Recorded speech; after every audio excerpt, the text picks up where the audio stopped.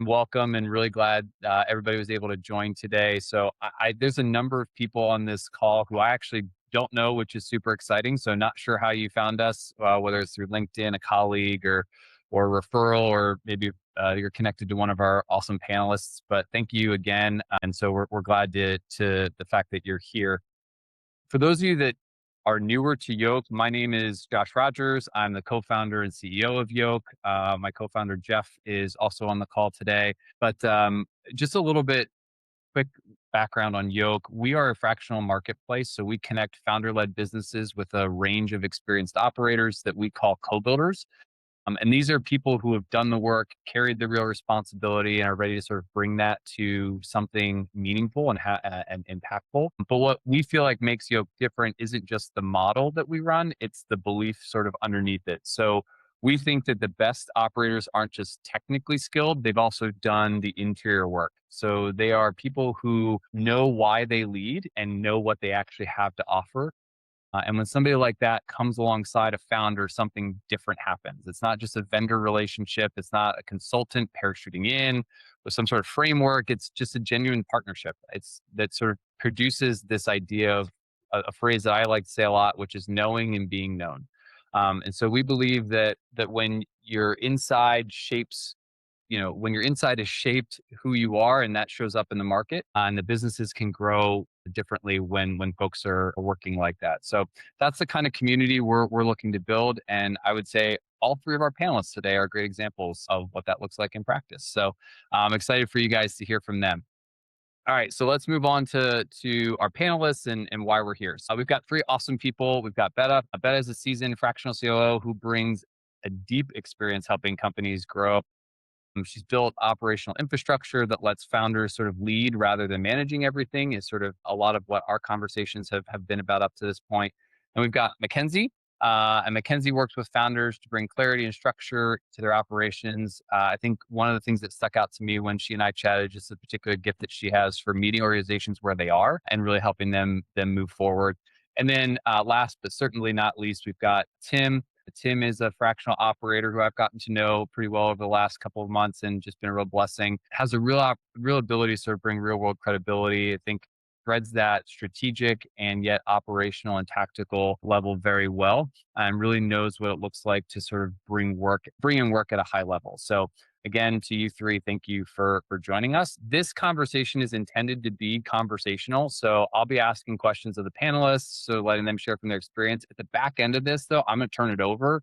You all have probably way better questions than I'll be raising today, and so we want to make sure that we've got the opportunity just to all engage together. So that'll be another piece. If you have the ability to keep on your camera, I'd love that. It just sort of helps all of us feel like this is a real conversation.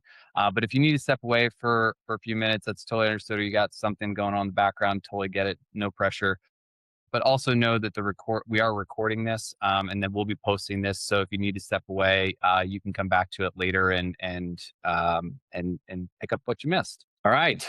So that part is over. Let's jump in. All right.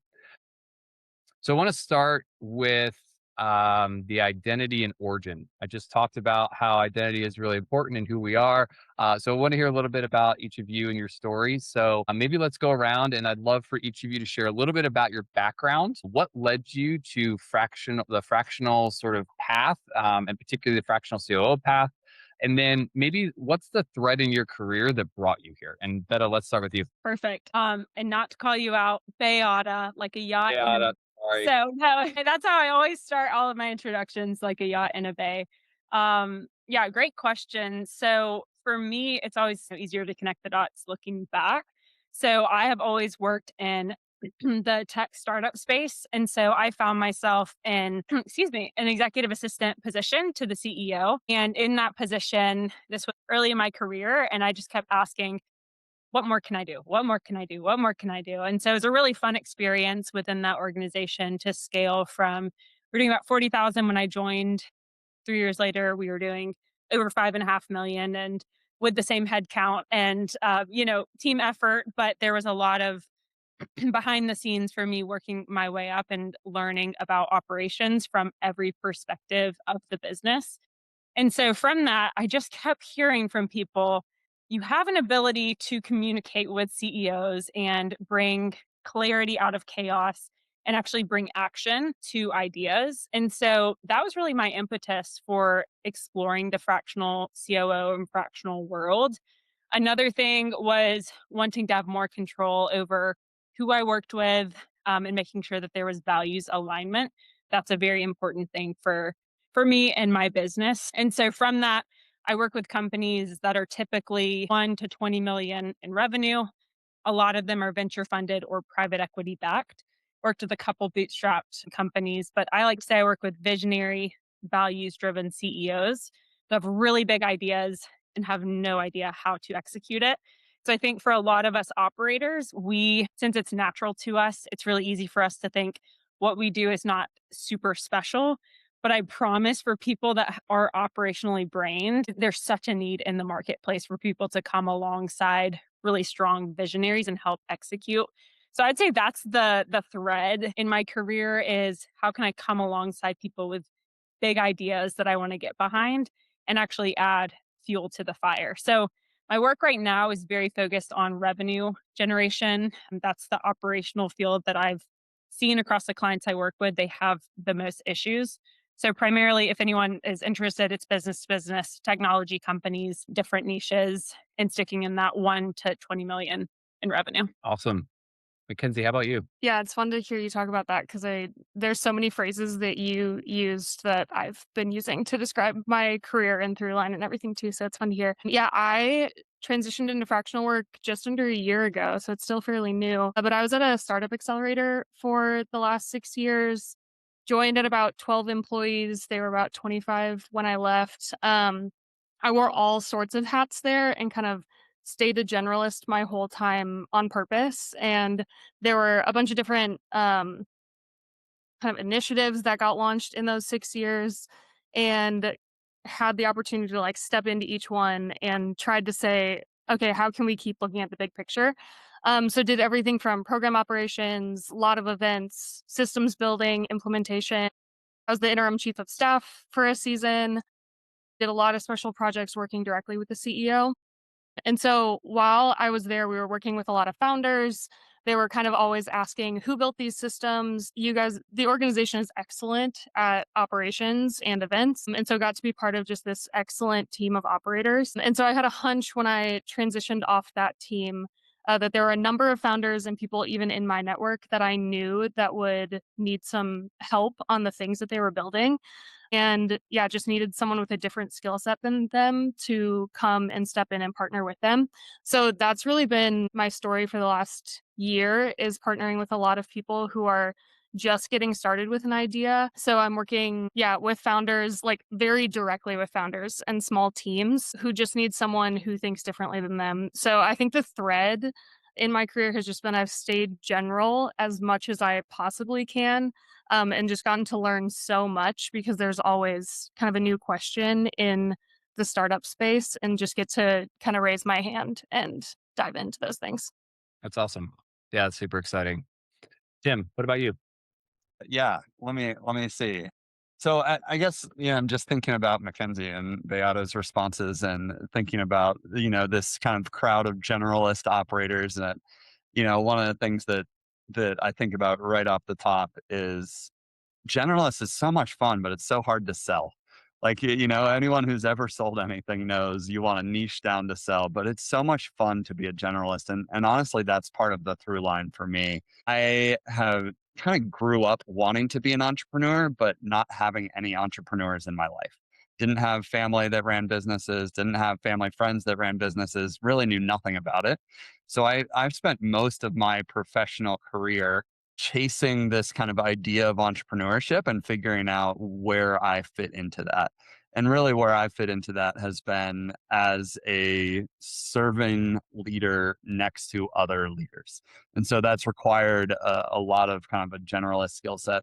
I think compared to some of the amazing people I see and know here, I'm probably the least operational operator of this group, but really found my kind of growth in business through a run at a tech startup as first employee, VP of sales, led growth as the direct full-time sales leader for about 7 years. So had great growth. And then at that point, I had the choice to either go, tech, sales, leadership, larger company, bigger rounds, that method, or go smaller and wider.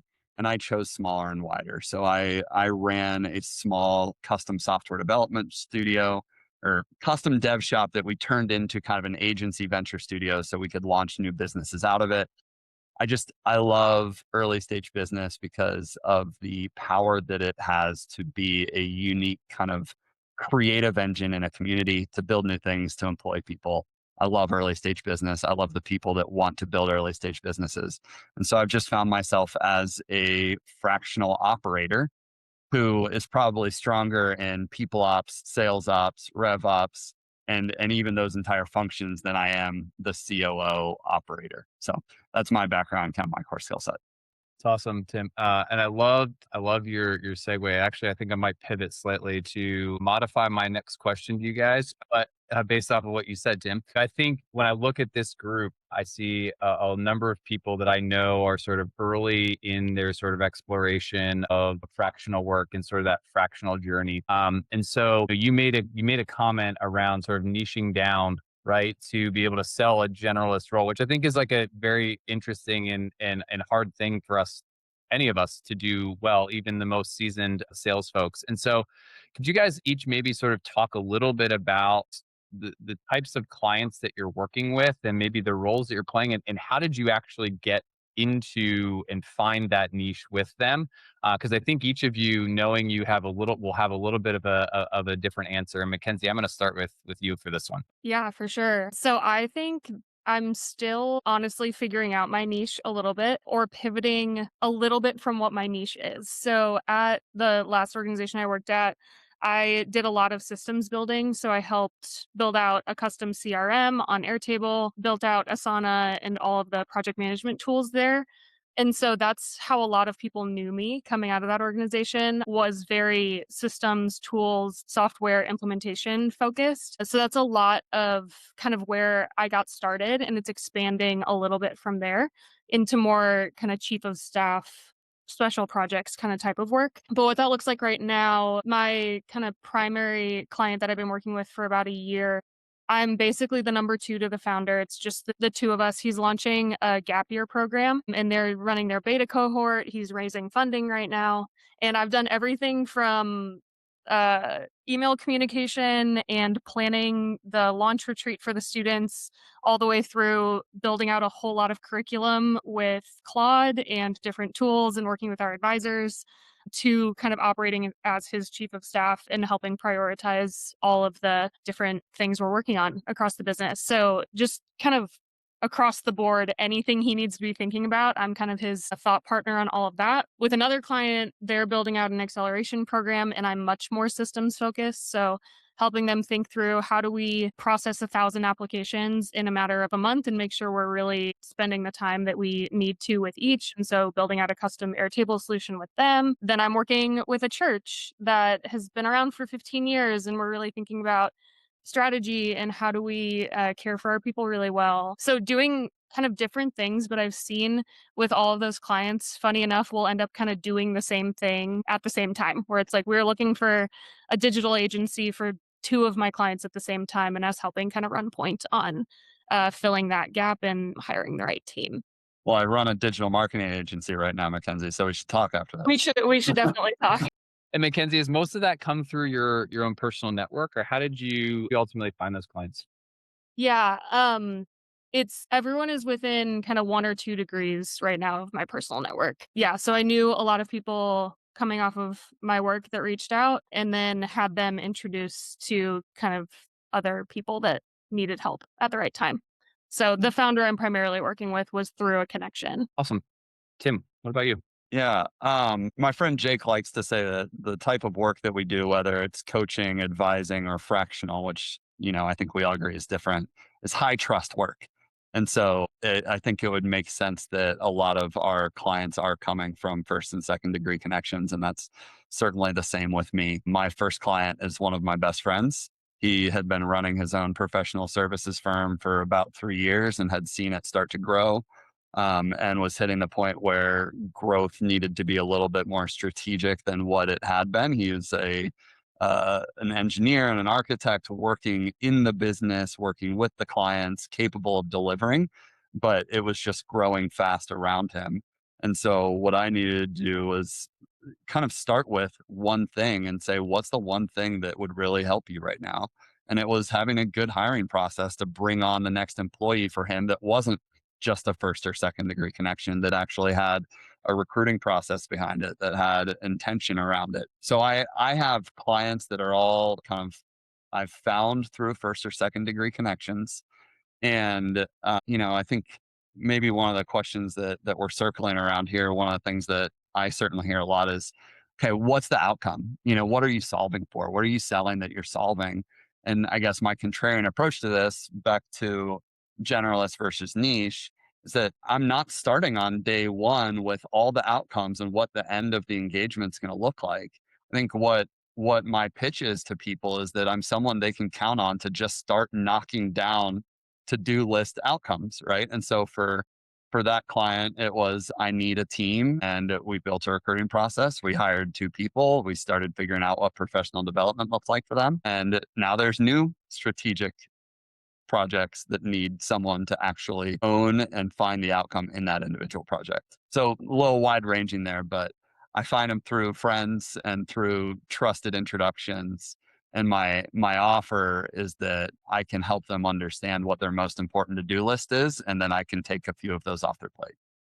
That's awesome. Yeah, I would say I share that experience myself. That sort of wandering or meandering sort of area of focus. I think most of the clients that I even still work with, I was actually just talking to one of them before I jumped on this call, and I was reflecting on the fact that I've gone from building an outsourced CX function to helping standing up an outsourced IT function to managing their Jamf migration. Which, guys, by the way, if you don't know me, I am not a tech guy. I mean, I work in tech, but I am not the IT guy. But somehow, right? I mean, again, those relationships and what you do is it's sort of been that building of that trust to sort of go and the knocking down the walls. And it's amazing what doors open. So, Beata, what about you? Yes, definitely ditto to a lot of what MacKenzie and Tim both shared. My first, in terms of like story, my first client was my brother's company. No longer work with him, but like, I was like, who do I know that has a business that I can say,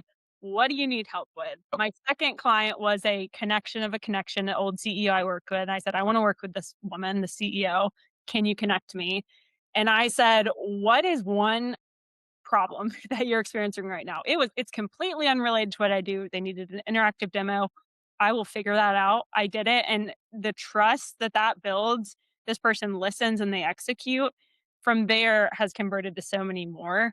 From those first couple, it's really LinkedIn has been my primary source of new business. So I focus a lot on growing my network. So, one connection becomes 4 connections. Who should I be meeting? And then I actually get a decent bit of people that are coming directly to me just because I position myself very specifically and I talk specifically about what problems I like to solve.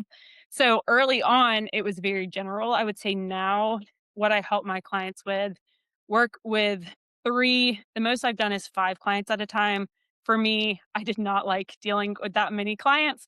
So 3 to 4 is the range I try to stay in. Right now, for all of my clients, they're in the 1 to 5 million range, fintech, ed tech, healthcare tech companies, and I'm helping them scale. How do we actually scale our revenue? So there's a lot within that. Since I'm kind of in the venture funded space, we're very focused on top line revenue, which for me as a former COO, I'm like, we got to think about profit, but that's not what they brought me in to do. They to scale these other things. But I do think, like Tim, what you brought up of being able to be a shapeshifter a little bit, it's been helpful for me to find where I'm really good and where I can tell my story clearly from, revenue operations focus. But I can do everything. And so being that Swiss Army knife to be able to at least advise on other parts of the business is extremely valuable for companies we support.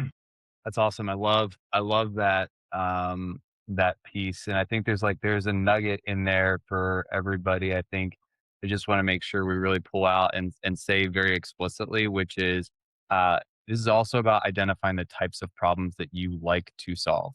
There's an endless number of problems that you can solve, but really being clear on what you like to do is obviously and honestly probably one of the best starting points of really helping understand who you're going to serve and what you're going to do. What are the things that like every day I wake up and I'm the most excited to go out and those walls to knock down? Because there are founders, owners, operators out there who are struggling with that problem and looking for somebody who will come in and do it with them because the thing that you get excited about, others do not.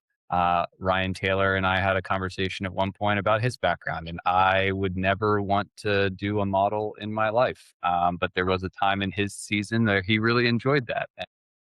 So, there's things where people really enjoy doing those things, and again, there's value. And I think sometimes we can tend to undersell what we actually bring. Can Maybe. I quickly add to that? Just being open to the work you like doing changing, because when I started, I don't know if you're talking about financial modeling, I loved it. I loved it. It brought in new clients, like everybody wanted a forecast, and I really enjoyed it. And then I got to a point where I was like, this, I don't want to do this anymore. This is, it just wasn't aligned. And so letting yourself Yeah. pivot, like what you're interested in. And I think that's what's really exciting about fractional work is from a career perspective, you should always be interested in what you're doing and you have flexibility within the same job to actually focus on different things, build different skills. Yeah, awesome. Well, let's jump into best practices. So, I guess Tim, I'm gonna direct this one for you to start before we go around the horn again. But maybe what are some of the two or three best practices that you think are most valuable for folks to know? And they could be lessons you've learned the hard way, or just things that you picked up over the course of different engagements. Yeah. I mean, I think I'll start with just the idea of, to me, fractional means embedded. So, a lot of us are on this journey of kind of, hey, how am I working for multiple organizations at the same time? What does that actually look like for me? And it can really quickly go advice, consulting, project-based consulting. You could be running a mini little agency in one core area where it's actually you're just selling and other people are doing the work. But for me, the best practice around specifically this kind of category of fractional is embedded. It's you're on the team, you're in the team, you own specific outcomes, and you are partnered with either the owner of the business or the leader of the business to do that in a daily, weekly, regular cadence of some sort. So embedded is one for me. The other thing that I think a lot about is that the benefit for me for fractional is that I have kind of diversity of opportunities to work on, and I have really diversified my work portfolio. But the benefit of that to my client is that I should be capable of having hard conversations and not someone who is trying to protect my own income or job, because that's what they get from every other long-term embedded team member. Is there's always a sense of, I'm building my corporate fiefdom, I'm trying to find a thing that works well for how I view this problem. And so I think a best practice for fractional COO specifically, so like, you are the one to have the hard conversations, you are the one to speak truth, you are the one to break through to the visionary power, like that visionary founder, in a way that they hear you, trust you, and are willing to move because of what you say. And if you can't do that, then you move on to your next thing, because that's the role. That's awesome. Yeah. What about you? Yes. All right. Tim already mentioned this. I would really recommend not starting with deliverables or specific outcomes because often, unless it's like a really small project or something like that, but often you're going to get in a business and realize, sorry, but they're completely wrong about what needs to be prioritized. I had a client that brought me in. We need a system for onboarding our customers. Spent a long time building this out, then realize they don't have any new customers. They don't have a pipe, like they have not closed a new customer in months. Why in the world do we need this onboarding process? So I would say don't focus on or focus on not having a deliverables based contract because it's going to pigeonhole you and ultimately not give them the best experience. And then the other thing I've enjoyed is I always start with a 3-month contract, so that gives you a good runway, get your feet under you, and it also gives you an out. Unfortunately, when you get to the not friends or friends of friends, there are some pretty wild people out there in the world, and you don't want to be stuck working with them, or I don't want to be stuck working with them. And so hey, if it's a 3-month thing, at the end of it, it's just not aligned, then you can just have a clear break point. Most of them have ended up being fantastic. And then the last one would just be from the beginning, extremely clear communication with the CEO. Like try to have as many hard conversations off the bat. Try to have as many conversations of, I don't know if this is going to work. I don't like complete honesty, because that's going to set the scene for, like Tim was saying, when you need to be the one to bring up tough conversations with them. They actually trust that you're being honest and not protecting your job. So I have a client right now that I told them, hey, it's time for us to start transitioning me out. It's best for your business for us to do that. That's a crazy thing to say. Like, that's a crazy thing for me to be rolling off a significant revenue stream. But that is my objective, is to help them grow, send them on their way, and then find the next organization. So just having that really clear line of communication with the CEO or owner. It's awesome. MacKenzie? Yeah, I don't know if there's a ton more to add. Those were kind of the ones I had too, where I'm just like, as much as you can over communicate, you're just not in the room all the time. And so I've just found, I think there's a shift happening where people are more open to fractional work. It's becoming more common. There's kind of more of an imagination for it in the space, but I still find that I think there's just this gravitational pull toward full time. I think when Jeff and Josh and I were talking, they were like, I think every person that I've ever worked with has asked me to come on full time. And so there's an interesting line to draw. But I think you said it well, where that's actually not the goal here. The goal, and maybe one will turn into full time sometime, but the goal is to build systems to make sure they're really clear on what they need.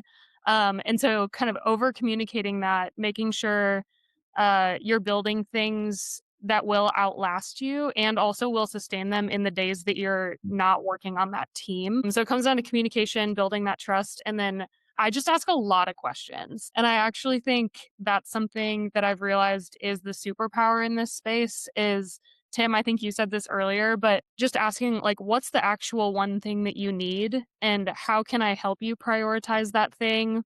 And then actually put power behind it and make something happen with it. But just realizing that founders are thinking really differently. They have a million things on their mind, and you probably can see something really clearly that they can't. And so, you actually asking the question that might seem really obvious is like the whole engagement at the end of the day. Like, that's what you're hiring me to do, is to see this in a different way than you see it, and to raise that, and then to help you like chase down that goal. Yeah, that's a great call out. I think the common one of the common themes that I heard in that is clarity and getting to clarity. And that clarity could be in understanding and uncovering sort of needs. It could be understanding sort of the emotions. It could be understanding sort of the social aspects of the culture, the business. But getting to that and asking those questions is absolutely crucial. Really appreciate it, guys. Appreciate your insights. And speaking of questions, so I want to shift this now, and let's have a bigger conversation. I spent a lot of time asking questions, but let's have a wider discussion, and I'd love to just sort of open it up to the room and to the group here. So if you have a question, feel free to come off mute. You can raise your digital hand if you want. You can throw a question in the comments, and we'll try to get through as many as we can here over the remaining time that we have together. Ryan, go ahead. I would love to hear about how you overcome the challenge. You hit a little bit on it, McKenzie, of this concept of fractional versus full time. Like, I think there's a conceptual sale part of it. And I just brought on an engagement and had to have that conversation with someone. So love to hear what you've learned and what's worked and what you've done that hasn't worked for others to learn from you. Yeah, are you asking specifically just how to have the conversation of you might not need me full time? Is that what you're asking? And like, they're kind of like, well, how would I use you for part of the week? And what would that look like? And like, is it one day or is it multiple hours every day? Like, Yeah. what have you found and how to communicate that effectively? Yeah, it's a great question. I think one of the things that's really helped is the way I'm structuring my engagements right now is they have me for a full day. So I work with one client 2 days a week. So there is a level of consistency in the work that I'm providing. I have a few hourly clients, but those are fewer and farther in between.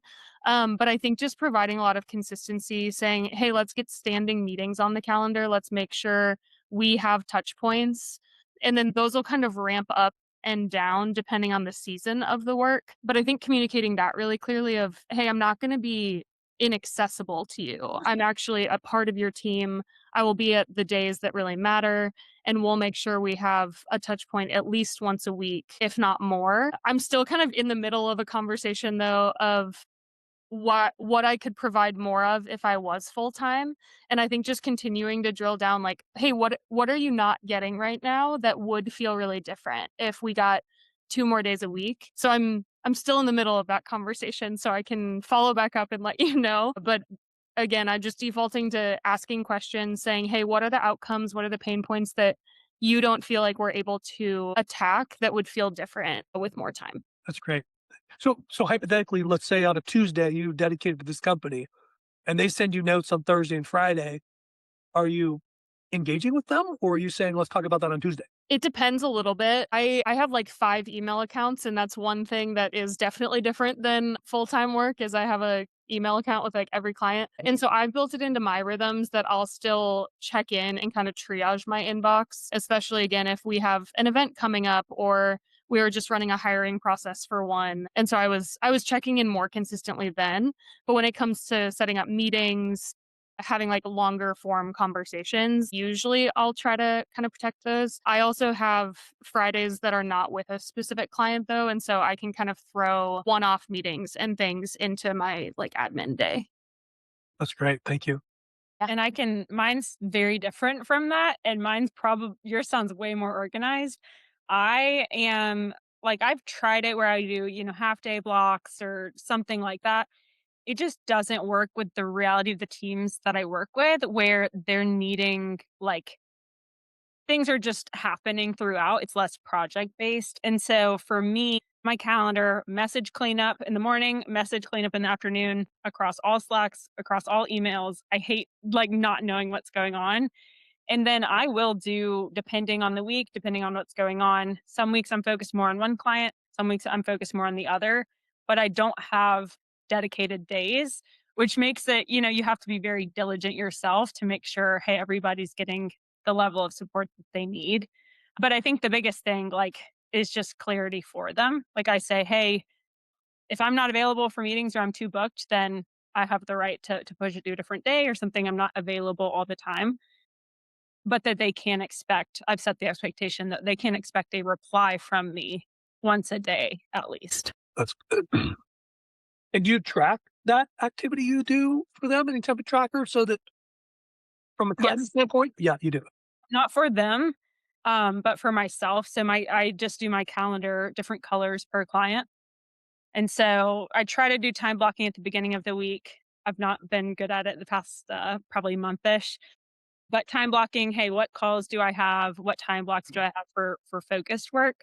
And then I will literally adjust those as the week goes on. So then I can look back and say, oh, I was actually spending a lot more with client A than I thought on these things. Let me just, keep an eye on that in case it gets out of hand. And That's great. reset and drive that conversation. Yeah. Yeah. And it's funny to hear everybody's their different styles. Jeff and I have had this conversation a lot. I'm similar to you. I don't time block by client, but I tend to time block by function. So Mhm. it's very easy for my brain to stay in certain lanes. And so for me, for example, like I can do go to market work in one segment, which is a lot easier than sort of skipping back and forth between technical implementation to go to market to everything else. So that's how I tend to structure it. But Ryan, it really, I would say depends on your client. But I think when he and I were having this conversation, Jeff, remind me of how you said it. Like I will always be Well, responsive. yeah, I'm always responsive throughout the week, but I'm not necessarily going to do work at that day for you.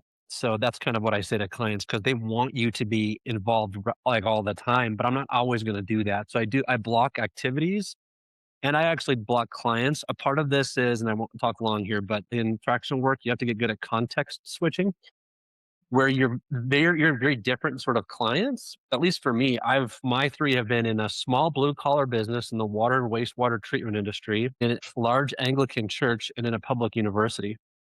So for those three different types of clients where I'm doing basically small business operator types of stuff, it's very hard for me to switch every 30 minutes between different types of folks, because it's like, oh, a bunch of academics at a public university, small blue collar company, and Anglican pastors.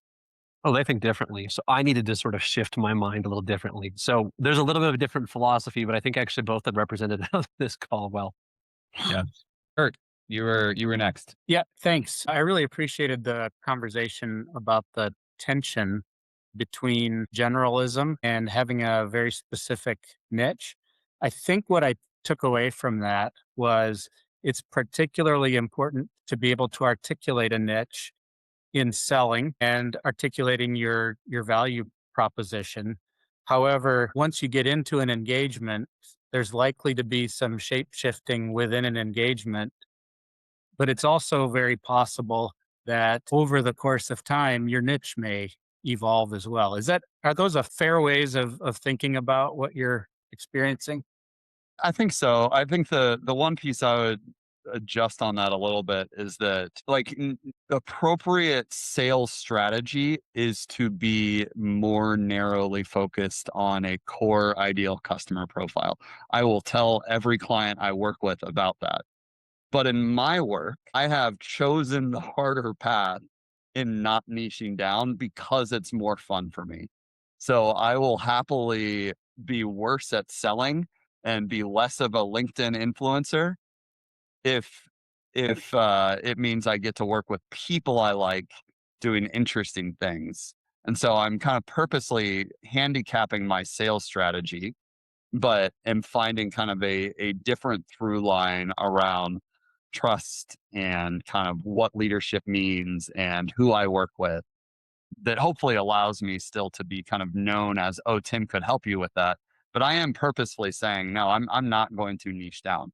That's not the business I want to build. I don't want to build a, fractional RevOps practice that I can hire staff into and grow within that niche. I would sell better.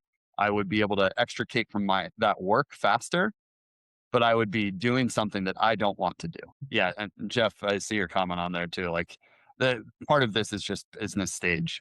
Where I work, it's with typically a small leadership team consisting of an owner or CEO with an unfinished, unrounded, non-niched down executive leadership team around them. And that's where I've been. And yet, if they're 10 million over in revenue, they're going to need They start to more layer up. traditional fractional like types of. I don't know if that's the right number, but definitely you're going to need more of that as you.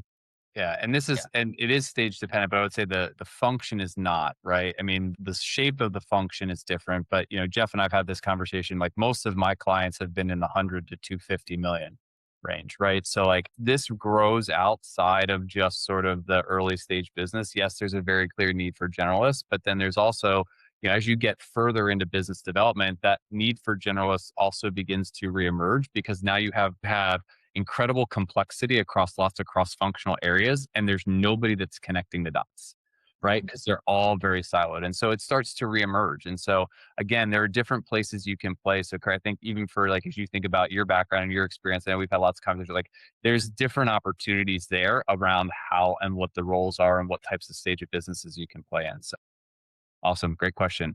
Randy. Yeah, my question popped into my head as you guys were answering the one about time and how you shape your day and such, but maybe I want to bring it to the table just a little bit more.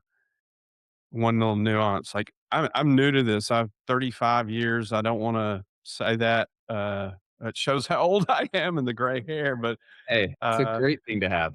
the so this is new to me. I'm about to land my very first one. I'm within a day or two.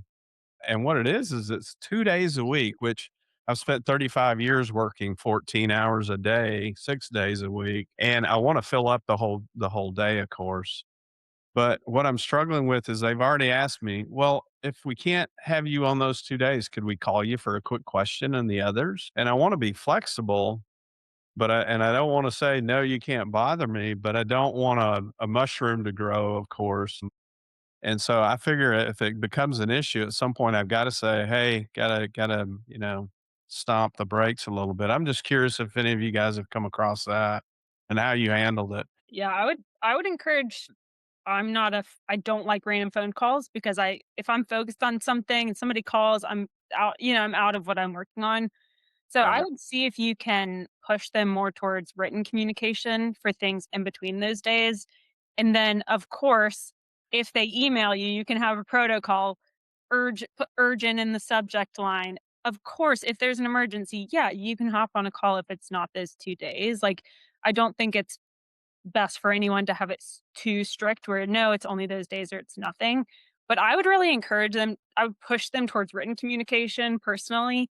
And then you can always jump on a call if needed. But if you open the door for calling at any point, it's hard to put that genie back in the bottle. Yeah, that's what I thought. Depends on the client. Maybe they're really respectful. I've not worked with a CEO that will be like, oh yeah, I'll only call you between these times and they'll respect Yeah. it. Yeah. Part of it comes back to like you're the person that's capable of having hard conversations and you're a high trust member of the team though. I am learning from both Beata and MacKenzie in this conversation because I am not good at time blocking and anything goes with me. But I'm also capable of telling someone, hey, I'm out for the next 3 days. Shoot me a note if you need something. And that's Nice. just it. Yeah. Hey, Mark. How's it going, Josh? Good, good. My question is actually kind of the opposite problem. So I'm very new to the fractional work as well, and I had a client a couple months ago, and I guess my question is around, it was not somebody who I was really connected to and knew beforehand. And so the whole concept of building that trust, a very short period of time that really kind of helped him to see like my benefit, to his company. It was very difficult to get time with him. I had to struggle to get a half an hour, a week with him to really try to understand his business so that I could provide, some benefit to him. And so I guess the question is around how do you go about building that trust so early that they do rely on you and want you to kind of be on their team to add value? Oh, Jeff, you want to answer that? I have an idea on that. Well, I'm actually just pitching a new client right now. Uh, Real quick on that, I use language of we pretty quickly. I Mhm. go from them, your problem to we, because that shows I'm thinking like an owner. And I'm actually thinking about how do we go and build from 1 to 2 million in revenue? How do we go from 30 to 60 centers? This is a nonprofit client that I'm working at. Like, how do we actually do that? And then I suggest, I think we should do this, this, and this to get there. So I'm thinking like an owner. I'm actually going and build it. I'm not waiting for somebody else to do it. I actually like, let's go build it. I'm here to build it with you. I'm not going to build anything you don't want, but I can see the path forward and we're going to do that. So that's just, yeah, a personal experience. Yeah, Yeah. absolutely. It feels really awkward at first because you're like, I'm just really interjecting myself in the we, but do it because then you're on the same side of the table. The other thing would be in conversations, like have a recorder, have something that is taking notes for you so that you can keep centralizing simple things. Like you should in every conversation be restating what you understand the objectives and the vision of the business to be and the problems that they're experiencing. And then, Jeff, what you were saying of being very, hey, I understand we're here, we're trying to go here. And I think that might be what you don't have right now, Mark, is like clarity on that. But then saying, I suggest we do these things. Are you good with that? Just one less decision and thing for them to think about versus, hey, we're trying to get here. What would you like for me to work on? Or what do you think we should work on? That's just gonna stress them out. And so, like a lot of the CEOs I work with, I actually don't talk to them too much. And one of them specifically, every time I talk to her, she's like, wow, I feel so bad. I don't talk to you a lot. She's like, I just know that I don't worry about you. I know you're just working on your things. And that comes from, I know what the objective of her business is, what her vision for it is. And yes, I check in, hey, directionally, is this good? Yes, good. All right. You don't have to worry about me. You go do your thing. I've got this other part of it. So as much as you can take that mental load off of them, they will start to bring stuff to you. Don't worry about that. Yeah, it's good. And I think with that though, then too, it circles back to the part where we started of also then the tough conversation, right? If you're not getting the time to even get to that part that we were just talking about, it's also then the comfort of and the value of having those difficult conversations up front to make that really clear. Like you have me here to help you be successful, but there is an exchange that has to happen in order for me to be positioned to do that. And if you aren't able to give that or in a position to give that, that's fine. But it might not be the right time for this then, right? Because at the end of the day, I'm just going to frustrate you. You're going to end up with a bad taste in your mouth. I'm going to get frustrated, and that's not good for anybody, right? So I think there is sort of that delicate balance.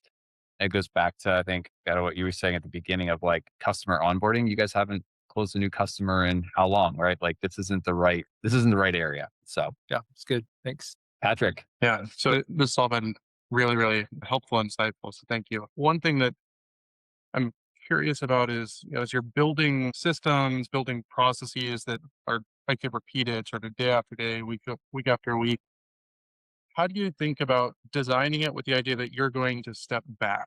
So I run into problems just working internally within a corporation where, you know, I know how to build and run a tool, but then I leave and like no one has the expertise to sustain it. And then eventually it might break over time, or, you know, I step in to stabilize the process. I'm doing it week after week, and then someone else has to take it over eventually. So are you like, are you bringing someone along and training them as you're implementing? Are you saying, I'll do it for 1 month and then we need to hire someone to do it? How do you think about having someone who's going to step in and fill the gap that you leave as you transition out? I think that's a great question. The way I think about it is usually we're building the team as we're building the thing. So as we build out the process, getting a lot of feedback from the founder. Again, I'm working really directly with founders in really small teams. So making sure they're bought in, because as soon as they're not bought in, like no one else on the team is going to use that thing. And you could like yell it from the rooftops and it's not going to go anywhere. So I always just think about documentation and training kind of while we go. And I haven't rolled off some of those systems that I've built yet, but part of what we're doing as we build is thinking through, okay, these are the people we're going to hire into this. As I'm building, I'm like starting to build the onboarding process and documentation and all sorts of things that will set them up for success later. But I do think the like running together on it for some amount of time is really what makes that useful, because then they're bought in, they understand it enough that you can then kind of transition off. Yeah, it's the honing of our craft, right? Is understanding not just a tool or a system, but the people and the reasons why they would use it and the operating rhythms that reinforce the thing. That is what we do, is get better and better at doing that for people who don't know how to do that. Because, we've all built systems that no one's used before, and we've had to learn and say, oh, that's because no one uses that dashboard in the pipeline review meeting. And the pipeline review meeting is the only thing that the sales leader actually cares about. And it's the only time when the rep is actually talking. So if we're not using it in the pipeline review meeting, then we're not going to use it. And kind of learning and honing those things and being better and better at seeing about how it actually impacts the growth and the health of the organization as a whole. Yeah, like how can you build and then show, like get the ball rolling, show it multiple times. Tango is my favorite for documentation. Then you're going to hand it off to somebody, and you're not going to hand it off and say, all right, good. You're going to hand it off and say, now I'm watching you use it. Now I'm making sure on the weekly meeting we're using the pipeline or not. Why are we not using it? Because it doesn't have this thing. Okay, let's adapt that thing. But as quickly as you can hand things off, the better, because then that frees you up to go then do the new thing, train the team. That's where it's very valuable, because you're actually building the skill set of the team. Great feedback. Anybody else? No need to be. I had something too. Again, my newness, forget my gray hair, my newness at this. I'm at a point of signing my first contract in small company. I'm learning shouldn't be an aha moment. Small company equal not a lot of money. And I came from Coca-Cola, Morgan Stanley, Corning. So that's my background. And I'm kind of compromising my rate, or my rate times expected hour equal a fee, just to get my first logo. And I guess my question is, am I crazy or not? Welcome to early stage. Welcome to early stage. I mean, I look at the rate, the effective rate, and I'm like, I know I'm worth more than that, but I got to get something going. So Yeah. I see a lot of heads nodding. Tim, anybody else want to jump in? Like, I mean, that was my experience. And quite candidly, Randy, like I still make that trade-off if it's for the types of leaders and the types of work that I want to do. because to me, like, yeah, I mean, I do this to make a living, and there's an aspect of like making a good living, but there's also for me, again, going back to what we said at the beginning for why we're building Yoke as well, is like that the value of doing meaningful things. And that trade-off for me of I've worked for the really crappy founder who, burned every bridge that he ever built. Like, I just don't have a desire to do that. And if the trade-off for me is 2x my rate or half of my rate, I'll take half of my rate on those every day of the week. Okay. You are crazy, but I think all of us are crazy for wanting to do this. So that was my experience, is like, do what you have to do to get the first client. You can set the expectations at the beginning. Hey, this is a great deal. Like, you are getting a great discount, a great deal on that, so that it's less awkward in the future. If you say, hey, my rates have expanded, this is what the current rate is. But the relationship is the biggest thing. Relationship case study. Once you have that, they're going to send you to their friends. You can put, you can have a website, you can put testimonials, makes it so much easier. So yeah, whatever you got to do to get the first couple, just do it. Yeah. I have a quick follow-up question for Beata. Mhm. What did you say your favorite for documentation was something called Ukenga, or what would you say it was? Tango. Tango. I will send it in the chat. Thanks. I looked up Ukenga and it's a place in Central African Republic. No, yeah, I don't know what that is. Tango. Sorry.